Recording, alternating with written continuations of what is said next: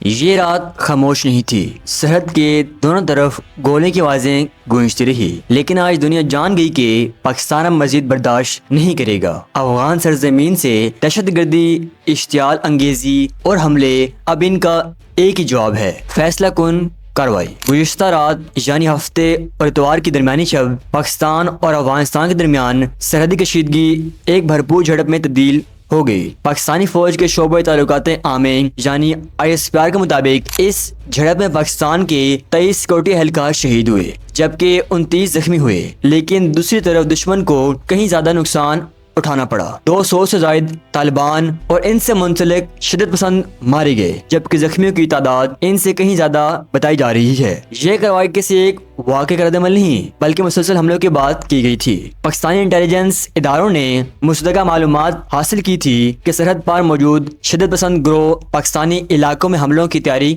کر رہے ہیں۔ اسی بنیاد پر پاکستان نے اپنے دفاع میں بھرپور جوابی کارروائی کی اور دشمن کے متعدد ٹھکانے، پوسٹیں اور ہتھیار کے ذخیرے تباہ کر دیے۔ ISPR کے مطابق یہ جھڑپیں زیادہ تر سرحدی پٹی پر ہوئی جہاں افغان فورسز اور شدت پسند گروہوں نے مشترکہ طور پر پاکستانی چیک پوسٹ پر حملے کیے۔ پاک فوج نے فوری طور پر فضائی اور زمینی جوابی کارروائی کی۔ جدید ہتھیاروں اور درست نشانے کے ساتھ کیے گئے آپریشنز نے شدت پسند کے درجنوں مراکز کو صفحہ ہستی سے مٹا دیا۔ تاہم کابل سے جاری بیان میں طالبان کے ترجمان ذبیح اللہ مجاہد نے دعویٰ کیا کہ ان کی فورسز نے جوابی کارروائی میں پاکستان کی 20 چیک پوسٹ پر قبضہ کیا جو لڑائی کے بعد واپس کر دی گئی۔ انہوں نے یہ بھی دعویٰ کیا کہ پاکستانی فوج کے درجنوں اہلکار مارے گئے، لیکن پاکستان کی جانب سے اس بیان کی سختی سے تردید کی گئی اور واضح کیا گیا کہ کسی بھی چیک پوسٹ پر قبضے کا دعویٰ سراسر جھوٹ ہے۔ وزیر اعظم شہباز شریف نے صورتحال پر رد عمل دیتے ہوئے کہا کہ فیلڈ مارشل سید عاصم منیر کی بے باک قیادت میں پاکستانی فوج نے افغانستان کے اشتعال انگیز کا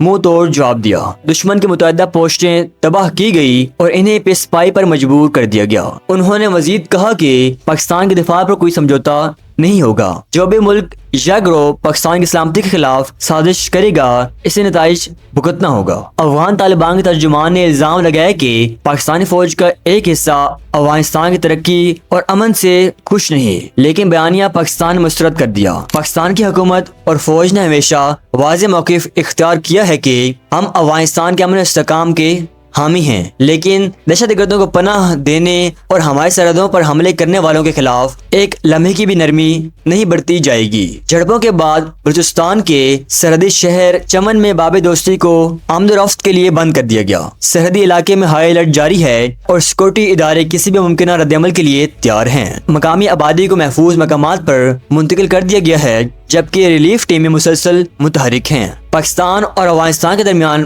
بڑھتی ہوئی کشیدگی پر قطر اور سعودی عرب نے گہری تشویش کا اظہار کیا ہے۔ دونوں ممالک نے فریقین سے تحمل کا مظاہرہ کرنے، بات چیت کے ذریعے مسائل حل کرنے اور خطے کے امن کو برقرار رکھنے کے لیے اپیل کی ہے۔ تاہم پاکستان کا موقف واضح ہے، امن صرف اس وقت ممکن ہے جب سرحد پار سے حملے بند ہوں۔ یہ جھڑپ صرف ایک کہانی نہیں، یہ برسوں کے صبر، وعدوں اور خلاف ورزی کے بعد کیا گیا ایک لازمی دفاعی قدم تھا۔ پاکستان نے دنیا کو دکھا دیا کہ ہم امن چاہتے ہیں لیکن کمزوری نہیں۔ اگر دشمن نے ہمارے وطن کی طرف میلی آنکھ سے دیکھا تو جواب پہلے سے زیادہ سخت اور فیصلہ کن ہوگا۔ یہ صرف ایک کارروائی نہیں، یہ دفاع وطنی کی گواہی ہے۔ پاکستان نے اپنے شہیدوں کا خون رائیگاں نہیں جانے دیا اور یہ پیغام صاف ہے، ہم امن چاہتے ہیں لیکن عزت کے ساتھ، اور جنگ صرف اس وقت جب وطن کی حفاظت لازم ہو جائے۔